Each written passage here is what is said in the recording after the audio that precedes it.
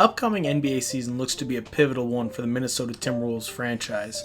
Star players Karl Anthony Towns and D'Angelo Russell will be spending their first full season as teammates, and how they perform will set the trajectory of the franchise going forward.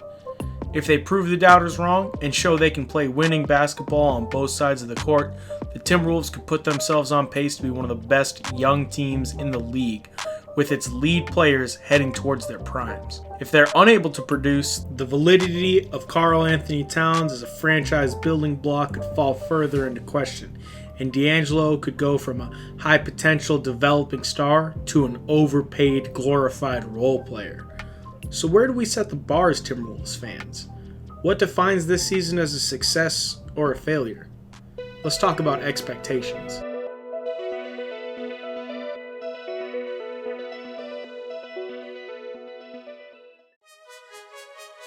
In this year's abbreviated 72-game season, a 36-36 record is a 500 record. Last year's 8th seed, the Portland Trail Blazers, snuck into the playoffs with a sub-500 record. This is certainly not the norm in the Western Conference, but a perfect blend of competition and injuries led to a lot of parity in the West. Going into last season, no team in the Western Conference appeared to be looking to tank, leading to abnormally even standings. And we're honestly in a similar position this year.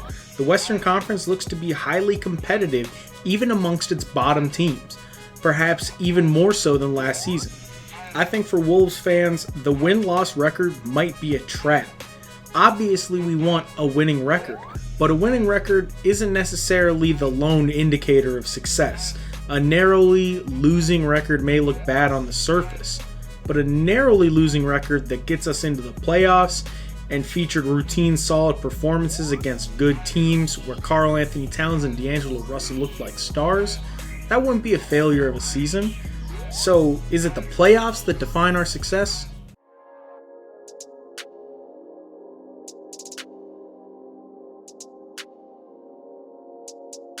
This season, the NBA is rolling out a play-in tournament, so while only 8 Western Conference teams will make it into the playoff bracket, 10 teams will play after the regular season has concluded. While I think it's fair to say that teams eliminated from the play-in tournament don't really count as playoff teams, they will get the opportunity to play in games that have a playoff atmosphere, which for young teams like the Wolves, Grizzlies, and Kings could be very valuable, even in defeat. Certainly more valuable than going straight home after the regular season. So what does the playoff picture look like? What does the picture look like for this play-in tournament right now?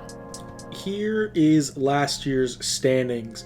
The green representing the playoffs, the blue representing what would be the play-in tournament this year, and the red being teams that didn't make the cut.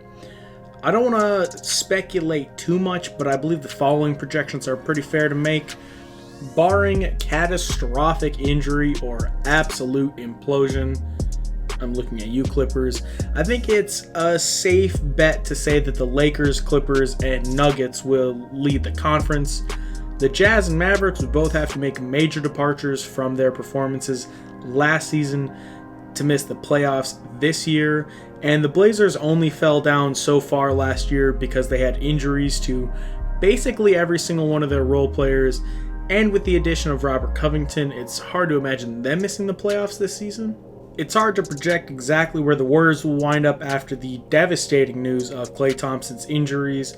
If we get unanimous MVP level Curry, the Warriors could certainly be a home seed, but if Curry has regressed since we last saw him play significant basketball, and if Draymond Green has significantly regressed, the Warriors could be hurting. The Suns certainly expect to make a big leap with the addition of Chris Paul, and if they play like they did in the bubble, they can definitely consider themselves a high-tier hopeful. After this, it's a total toss-up. Even with the Warriors and Suns, it could still be a toss-up. Now, I've left 2 teams off this projection. First, the Rockets. If the Rockets ship out Harden and don't bring back another big star, or if they keep Harden and he continues his disgusting preseason antics, Houston can expect to stink it up, barring prime-level resurrections of John Wall and Boogie Cousins.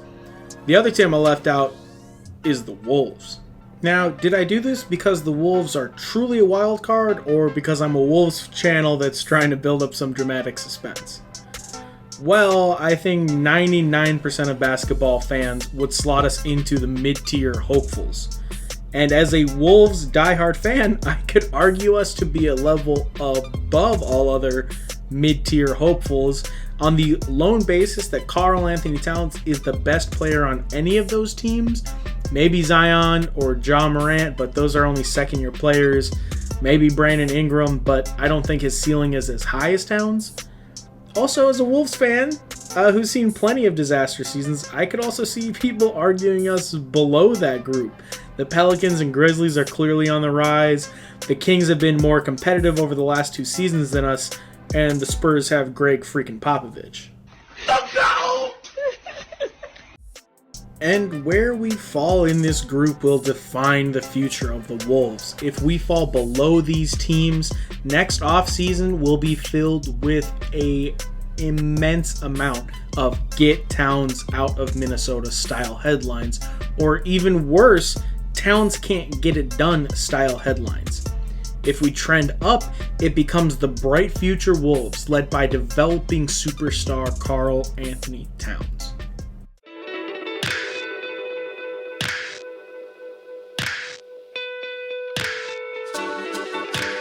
So what is it that makes this coming season a success for the Wolves? Well, there's a ton of aspects to that. Personally, I'd set the absolute minimum at participating in the playoff tournament.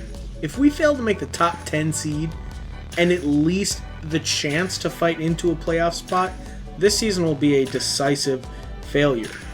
If we make the low end of the play-in tournament and get absolutely whacked, that's a fair mark for failure as well.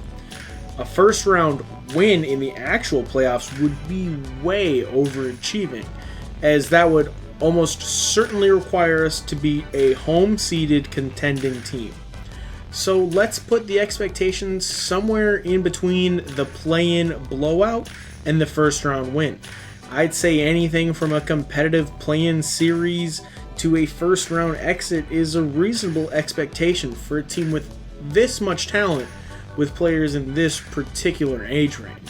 So many aspects will contribute to what level the Wolves reach this season. Does Cat make the leap to true superstar? Does D'Lo cement his place in the league as a star point guard?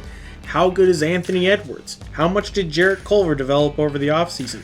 All of these factors and more will make for a very dramatic Timberwolves season. Let's just hope it's the good kind of dramatic. Stay lit, and thanks for watching.